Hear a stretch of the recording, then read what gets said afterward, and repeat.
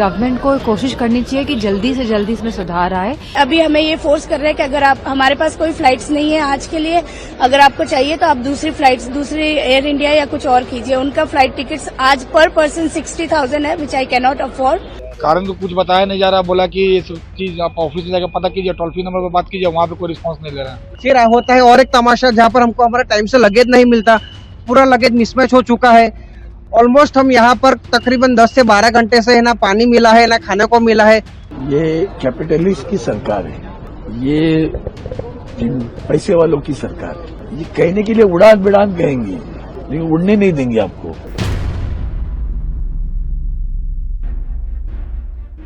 भारत के आसमान में इमरजेंसी का माहौल है, लेकिन इसका सायरन नहीं बज रहा। लोगों की मजबूरियों का फायदा उठाया जा रहा है। सवाल उठ रहे हैं, क्या नरेंद्र मोदी की सरकार ही इस देश को चला रही है या एक कंपनी जो जब चाहे तब सरकार, जनता, अपने कर्मचारियों को ब्लैकमेल कर सकती है, जो किसी को ना हो पसंद वो बात कह सकती है, चाल चल सकती है। आज के शो में इसी पर विस्तार से बात करेंगे पुतिन के भारत दौरे की भी। रक्षा सौदे का ऐलान भले ही नहीं हुआ, लेकिन वीज़ा, तेल सप्लाई, शिपिंग और न्यूक्लियर प्रोजेक्ट्स पर कौन सी बातें सामने आई जो जाननी चाहिए। आजम खान के बेटे अब्दुल्ला पर आई नई मुसीबत की भी बात होगी। नमस्ते, अपन है कुलदीप और आप देख रहे हैं दी learning top show. Brought to you by Sensodyne K.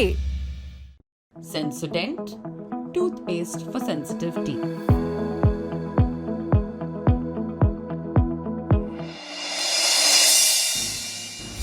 Luggage trolley पर सोती हुई बच्ची, ज़मीन पर बैठा हुआ सयाना कपल, उनका लगेज नहीं मिल रहा है। उस लगेज में उनकी ज़रूरी दवाइयाँ हैं। अकेले कोने में बैठी हुई एक लड़की जो बदहवासी में अपना लैपटॉप खोल रही है क्योंकि उसे एक माफ़ीनामा मेल करना है अपने नए एम्प्लॉयर को, ये बताते हुए फ़्लाइट कैंसिल होने की वजह से वो अपनी नौकरी के पहले ही दिन नहीं आ पाएगी। एक और महिला है दूर प्रदेश में, उसके पति की जान चली गई है। उसको जिस फ्लाइट से जाना था वो कैंसिल हो गई है। दूसरी कंपनी की फ़्लाइट 5 गुना ज़्यादा किराया मांग रही है। दुनिया की चौथी सबसे बड़ी अर्थव्यवस्था और विश्वगुरु बनने के आकांक्षी देश के चमचमाते एयरपोर्ट से ये कैसे दृश्य सामने आ रहे हैं। ऐसा लग रहा है कि कुछ लोगों ने मिलकर सब कुछ हाईजैक कर लिया है। ये आपदा सरीखे दृश्य हैं। सब्र के बांध टूट रहे हैं। छीना झपटी की नौबत आ चुकी है, लेकिन ना कोई सुन रहा है, ना ही कुछ हो रहा है। राष्ट्रीय शर्म की बात यहाँ तक पहुँच चुकी है कि विदेशी राजदूतों को शिकायती लहजे में पोस्ट करने पड़ रहे हैं। इस पूरी अराजकता के केंद्र में है इंडिगो। नाम जाना पहचाना है और अब काम ऐसा किया है कि हर तरफ चर्चा ही चर्चा। एविएशन सेक्टर में 60% से ज़्यादा की हिस्सेदारी रखने वाली इस कंपनी ने सबको घुटनों पर ला दिया है। पिछले 4 दिनों में 1200 से ज़्यादा फ्लाइट कैंसिल कर दी। सर्वशक्तिमान केंद्र सरकार को बैकफुट पर भेज दिया। पैसेंजर्स और अपने खुद के कर्मचारी, उनको तो इंसान ही नहीं समझा। पहले यात्रियों की पीड़ा सुनिए। और मेरा वाराणसी का फ्लाइट था इंडिगो से, कल दोपहर को 2:45 का फ्लाइट था फ्रॉम अहमदाबाद टू वाराणसी। पहले हमको ईमेल आता है कि फ्लाइट दोपहर को 12 बजे होगा, फिर दूसरा ईमेल आता है कि फ्लाइट 6 बजे होगा, फिर और एक ईमेल आता है कि फ्लाइट और डिले हुआ है, फिर यहाँ आता है तो पता चलता है कि फ्लाइट अभी 12:30 बजे को डिपार्ट करेंगे। ऐसा पर यहाँ पर नोटिस पे वहां पर निकला था, मतलब जो ऑनलाइन होता है वहां पर लाइन को वहां पर हमने पूछा वो क्रू को कि पक्का हमारा फ्लाइट 12:30 को निकल रहा है, तो बोल रहे कि हाँ निकल रहा है। तो उन्होंने हमारा ये लगेज भी ले लिया। फिर ऊपर जाते हैं तो पता चलता है फ्लाइट और आधा घंटा डिले हुआ है, और आधा घंटा डिले हुआ है। फिर ऐसे करके ऑलमोस्ट 6:30-7 बज गए थे। हमने हमारा फ्लाइट कैंसिल करवा दिया। फिर होता है और एक तमाशा जहाँ पर हमको हमारा टाइम से लगेज नहीं मिलता, पूरा लगेज मिसमैच हो चुका है। ऑलमोस्ट हम यहाँ पर तकरीबन 10 से 12 घंटे से ना पानी मिला है ना खाने को मिला है। एक्चुअली मेरे डैड की अस्थियां है मेरे साथ और मुझे यहाँ बेंगलोर से सबसे पहले दिल्ली जाना है। दिल्ली से फ्लाइट लेना है देहरादून से हम लोग हरिद्वार जाएंगे, विसर्जन करना है कल। बट इन्होंने सडनली फ्लाइट कैंसिल कर दिया। हमारे पास प्रायर नोटिफिकेशन कुछ भी नहीं भेजा इन लोगों ने। एंड अभी हमें ये फोर्स कर रहे हैं कि अगर आप हमारे पास कोई फ्लाइट्स नहीं है आज के लिए, अगर आपको चाहिए तो आप दूसरी फ्लाइट्स, दूसरी एयर इंडिया या कुछ और कीजिए। मेरी फ्लाइट थी यहाँ सूरत से बेंगलोर, जो सुबह 8:20 में थी। मुझे बोला गया कि ये फ्लाइट शेड्यूल चेंज हुआ है, 3 बजे है। फिर दोबारा आए तो बोला गया 4:10 में, अब बोला गया कि 5:10 में। उसके बाद बोला जा रहा है कि इसका कंफर्म नहीं है, जाएगी कि नहीं जाएगी। काफी परेशानी का सामना करना पड़ रहा है। तो देखा आपने इंडिगो कितनी लोकतांत्रिक कंपनी है। हर क्षेत्र, हर उम्र और हर लिंग के लोगों को बराबर परेशानी पहुंचाई। 5 दिसंबर के दिन कंपनी ने 500 से ज़्यादा फ्लाइट्स रद्द की। सबसे ज़्यादा असर दिल्ली, मुंबई और बेंगलुरु जैसे एयरपोर्ट्स पर पड़ा। 500 से ज़्यादा फ्लाइट्स के रद्द होने का ये आंकड़ा कितना बड़ा है, ये इस बात से समझिए कि कंपनी हर दिन करीब 2300 डोमेस्टिक और इंटरनेशनल फ्लाइट्स ऑपरेट करती है। एक बात और, कंपनी के पास करीब 450 जहाज़ हैं। हर दिन 2300 फ्लाइट ऑपरेट करने का मतलब एक जहाज़ को लैंड होते ही फिर से उड़ान भरने की तैयारी करनी होती है और इसका बोझ पड़ता है क्रू पर। और इसी बोझ को कम करने के लिए कुछ नियम बने। लागू होते ही कंपनी का ऑपरेशन बैठ गया। आपने अब तक इन नियमों का जिक्र तो सुन ही लिया होगा। Flight duty time limitation rules कहते हैं इन्हें, शॉर्ट में FDTL रूल्स। 2020 के कोझिकोड हादसे और तमाम एयरलाइंस यूनियंस के विरोध प्रदर्शनों के बाद DGCA को ये नियम बनाने पड़े, जो एयरलाइंस के स्टाफ को इंसानों की तरह ट्रीट करने की बात कहते हैं। कैसे? 7 दिन काम करने के बाद लगातार 48 घंटे का रेस्ट, नाइट ड्यूटी का रेगुलेशन, रात 12 बजे से सुबह 6 बजे तक, नाइट लैंडिंग पर लिमिट, पहले पायलट 6 लैंडिंग करते थे, अब सिर्फ 2, लगातार नाइट शिफ्ट पर रोक, लगातार 2 रातों से ज़्यादा ड्यूटी नहीं लग सकती, फ्लाइट से पहले और फ्लाइट के बाद 1 घंटे से ज़्यादा काम नहीं करना है, कनाडा और अमेरिका जैसी लंबी उड़ानों के बाद पायलट को 24 घंटे का रेस्ट। इंडिगो को ये नए नियम पसंद नहीं आए। कंपनी ने 2 साल तक लड़ाई लड़ी, फिर दिल्ली हाई कोर्ट ने इसी साल अप्रैल में ऑर्डर दिया सहूलियत के लिए 2 फेज़ में नियमों को लागू करने का। पहला फेज़ 1 जुलाई से लागू हुआ, दूसरा 1 नवंबर से। इस बीच कंपनियों से सब कुछ सुनिश्चित करने के लिए कहा गया, लेकिन इंडिगो ने कोई तैयारी नहीं की, कोई प्लान नहीं बनाया और अब इस क्राइसिस के लिए कुछ और वजहों को जिम्मेदार बता रही है, जैसे तकनीकी खराबी, ख़राब मौसम, सर्दियां और एविएशन सिस्टम में कंजेशन। लेकिन असल वजह बता रहे हैं पायलट्स के संगठन। इस क्राइसिस के बीच में फेडरेशन ऑफ इंडिया पायलट्स ने एक बयान जारी किया, आपकी स्क्रीन पर चल रहा है। कहा कि हायरिंग फ्रीज और अजीबोगरीब स्टाफिंग स्ट्रेटजी की वजह से ये संकट पैदा हुआ। कंपनी की ये नीति बहुत लंबे समय से बनी हुई है। FDTL रूल्स के लिए तैयारी करने के लिए कंपनी को 2 साल का समय दिया गया था, लेकिन ना तो पर्याप्त हायरिंग हुई और ना ही वर्किंग कंडीशन सुधारी गई। पायलट्स और क्रू का वेतन भी नहीं बढ़ाया गया। यानी एक तरफ कंपनी के मालिक और प्रमोटर हज़ारों करोड़ का मुनाफा कमा रहे हैं और दूसरी तरफ जिन लोगों की वजह से ये मुनाफा हो रहा है, यानी क्रू और पैसेंजर्स, दोनों की कोई फिक्र नहीं है। और इन सब के बीच सरकार बहादुर ने क्या किया? पहले खबरें आई कि सरकार सख्त है। नागरिक उड्डयन मंत्री राम मोहन नायडू को एक्शन मोड में दिखाया गया। बताया गया कि उनकी अगुवाई में वॉर रूम और कंट्रोल रूम बन चुके हैं। एक दिन पहले जानकारी आई कि इंडिगो को सुधार के आदेश दिए गए हैं। मसलन क्रू भर्ती और ट्रेनिंग का पूरा रोड मैप जमा करें, रोस्टर रीस्ट्रक्चरिंग और सेफ्टी असेसमेंट की प्लानिंग के बारे में बताएं, इस क्राइसिस से निपटने का पूरा प्लान पेश करें, 15 दिन के भीतर प्रोग्रेस रिपोर्ट शेयर करें। लेकिन 5 दिसंबर आते आते ये सब बेमानी लगने लगा। इंडिगो के आला अधिकारी सरकार के आला अधिकारियों से मिले, बोले नए नियमों को समझने में चूक हो गई, प्लानिंग नहीं हो पाई, हमको 10 फरवरी तक की छूट दे दीजिए। और सरकार ने ऐसा किया भी, FDTL नियमों से छूट दे दी। कुछ लोगों का कहना है कि इंडिगो ने जानबूझकर क्राइसिस को इतना बड़ा, इतना गहरा होने दिया ताकि सरकार को मजबूर होकर इन नियमों से कंपनी को छूट देनी पड़े, क्योंकि कंपनी 60% ऑपरेशंस चलाती है भारत में एविएशन का। यानी इंडिगो के बैठ जाने का मतलब है भारत में फ्लाइट एविएशन का लगभग बैठ जाना। आलोचक इसे ही मोनोपोली कह रहे हैं। विपक्ष ने आज संसद में और संसद के बाहर इस मुद्दे को उठाया। सुबह सवेरे लोकसभा में नेता प्रतिपक्ष राहुल गांधी का आक्रामक पोस्ट आया। उन्होंने लिखा कि इंडिगो फियास्को इस सरकार के मोनोपोली मॉडल का ही प्रोडक्ट है और एक बार फिर से आम लोगों को इसकी कीमत चुकानी पड़ रही है। भारत मैच फिक्सिंग नहीं, हर सेक्टर में फेयर कंपटीशन डिजर्व करता है। दूसरे विपक्षी नेताओं के भी बयान आए। ये सरकार जो है ना, ये कैपिटलिस्ट की सरकार है, ये पैसे वालों की सरकार है। ये कहने के लिए उड़ान बिड़ान कहेंगे, लेकिन उड़ने नहीं देंगे आपको। नाम उड़ान है, उड़ना नहीं है। आप सोचिए, इवन मिडिल क्लास का आदमी भी 66,000 रुपए की टिकट लेकर जाएगा। आप सोचिए, तो लूटमार है ना। मंत्री से पूछिए, उनका जवाब रहता है मार्केट ड्रिवन। मार्केट ड्रिवन क्यों भाई? कैप क्यों नहीं लगाते हो? कहीं तो कैप लगाओ।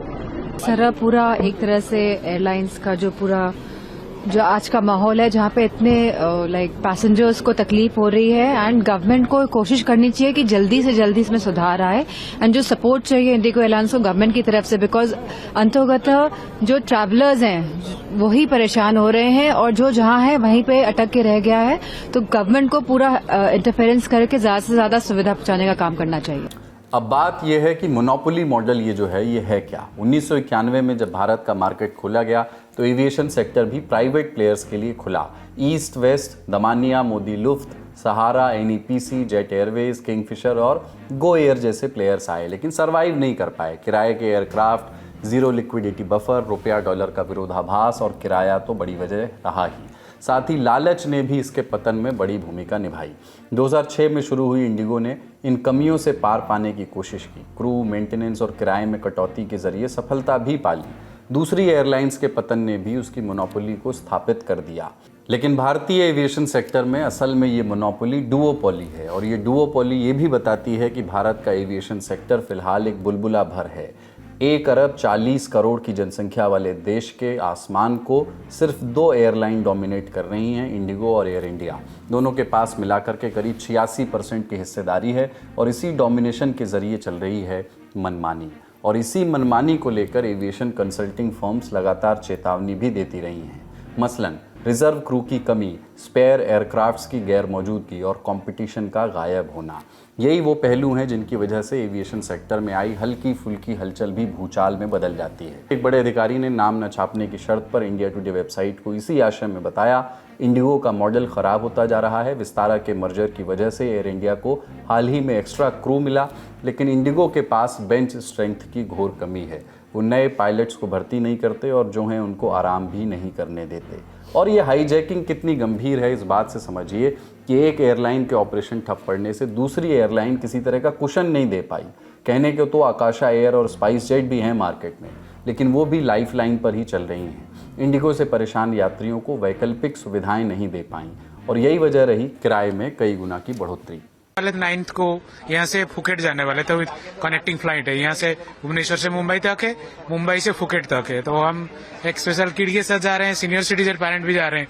तो ये सब सुन के अभी अप्रीहेंशन बढ़ गया है कि क्या करना है, इसको कैंसिल करना है। अभी इंडिगो वाले कुछ कस्टमर केयर नंबर्स कोई नहीं उठा रहा है, लग ही नहीं रहा है। उनका जो इंडिगो आपका चैट बोट है वहाँ पे टाइप करो जो करो, वो तो एक चैट जीपीटी अलाउबल है, जीपीटी के थ्रू हो रहा है, कुछ भी नहीं दे रहा है। उसके नीचे लिख दिया है जो information provided by chatbot, it can not held Indigo responsible for this because it is GPT enabled app.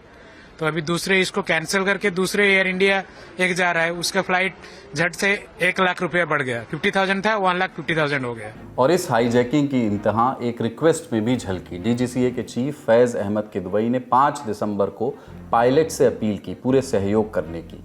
यानी सर्वशक्तिमान सरकार एक्शन नहीं ले पा रही, विनती कर रही है। जो नियम पैसेंजर्स की सुरक्षा के लिए बनाए गए थे, बेहतर वर्किंग कंडीशन के लिए बनाए गए थे, उनमें अब छूट दे दी गई है। वापसी के भी आसार बन रहे हैं और बाकी तो जो है सो है ही। जो होगा वो आपको बताते रहेंगे, सवाल पूछते रहेंगे। अब अन्य खबरों की बारी। दोस्ती का नया पैगाम लेकर भारत आए रूस के राष्ट्रपति व्लादिमीर पुतिन का जोरदार स्वागत हुआ। सुबह सवेरे वो राष्ट्रपति भवन पहुंचे, जहां तीनों सेनाओं ने उन्हें गार्ड ऑफ ऑनर दिया। इसके बाद वो राजघाट गए, महात्मा गांधी को श्रद्धांजलि दी, विजिटर बुक में उनके लिए सुंदर बातें लिखी, उन्हें आधुनिक भारत का फाउंडर बताया। दिल्ली के हैदराबाद हाउस में प्रधानमंत्री मोदी ने उनका स्वागत किया। भारत और रूस के बीच 23वीं सालाना बैठक हुई। मकसद रक्षा, व्यापार, ऊर्जा और आर्थिक सहयोग जैसे क्षेत्रों में साझेदारी को और मजबूत करना था। प्रधानमंत्री मोदी बोले, पिछले 8 दशकों में दुनिया ने कई उतार चढ़ाव देखे, लेकिन इन सब के बीच दोनों देशों की दोस्ती ध्रुव तारे की तरह बनी हुई है। फ्रेंड्स, पिछले 8 दशकों में विश्व में अनेक उतार चढ़ाव आए हैं। मानवता को अनेक चुनौतियों और संकटों से गुजरना पड़ा है और इन सब के बीच भी भारत रूस मित्रता एक ध्रुव तारे की तरह बनी रही है। परस्पर सम्मान और गहरे विश्वास पर टिके ये संबंध समय की हर कसौटी पर हमेशा खरे उतरे हैं। दोनों देशों के बीच किसी बड़े रक्षा सौदे का ऐलान नहीं हुआ, लेकिन रूसी पर्यटकों को 30 दिनों का फ्री वीज़ा देने के अलावा तेल सप्लाई जारी रखने के ऐलान हुए। 2030 तक दोनों देशों के बीच व्यापार को $100 बिलियन तक ले जाने का भी लक्ष्य रखा गया। 5 बड़े फैसलों को जान लेते हैं। रूस बिना रुकावट ईंधन की सप्लाई करता रहेगा। भारतीय कंपनियों और रूस की यूरल केम के साथ रूस में एक यूरिया प्लांट बनाने का समझौता हुआ। खाद्य सुरक्षा नियमों को मजबूत करने के लिए भारत की FSSAI और रूस की उपभोक्ता सुरक्षा एजेंसी के बीच समझौते हुए। बंदरगाह, शिपिंग ऑपरेशन, मेडिकल रिसर्च और हेल्थ सर्विस में सहयोग बढ़ाने के समझौते हुए। दोनों देशों के बीच आवाजाही को आसान बनाने और माइग्रेशन प्रोसेस को सरल करने के समझौते भी हुए।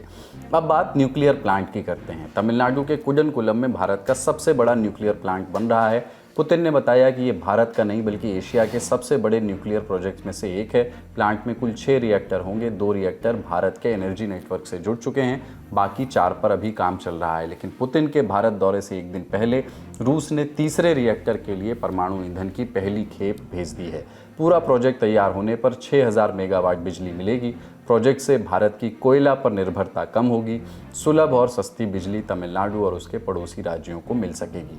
भारत के सबसे बड़े न्यूक्लियर प्लांट के लिए रूस की आगे बढ़ चढ़कर बैटिंग करने को अमेरिका और चीन किस तरह से देख रहे हैं। भारत रूस के बीच समझौते के और क्या मायने हैं, ये जानने के लिए हमारा अंतर्राष्ट्रीय प्रसंगों से जुड़ा कार्यक्रम दुनियादारी ज़रूर देखें। लिंक उसका डिस्क्रिप्शन बॉक्स में मिल जाएगा। अगली सुर्खी, डेट ऑफ बर्थ का फर्जीवाड़ा। पूर्व सांसद आजम खान के बेटे अब्दुल्ला के गले की फांस बन गया है। जेल में बंद अब्दुल्ला को अब की फर्जी पासपोर्ट केस में 7 साल की सज़ा हुई है। रामपुर की MP MLA कोर्ट ने उन पर 50,000 रुपये का जुर्माना भी लगाया है। मामला साल 2019 का है। बीजेपी विधायक आकाश सक्सेना ने आरोप लगाया कि अब्दुल्ला आजम ने फर्जी डॉक्यूमेंट्स के आधार पर 2 अलग अलग पासपोर्ट बनवाए, उनका इस्तेमाल किया। रामपुर के सिविल लाइन्स थाने में FIR दर्ज हुई थी।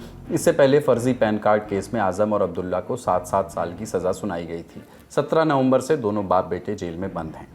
आज का ललन टॉप शो यहीं तक। अपना और अपनों का ख्याल रखिए। देखते रहिए दी ललन टॉप। शुक्रिया।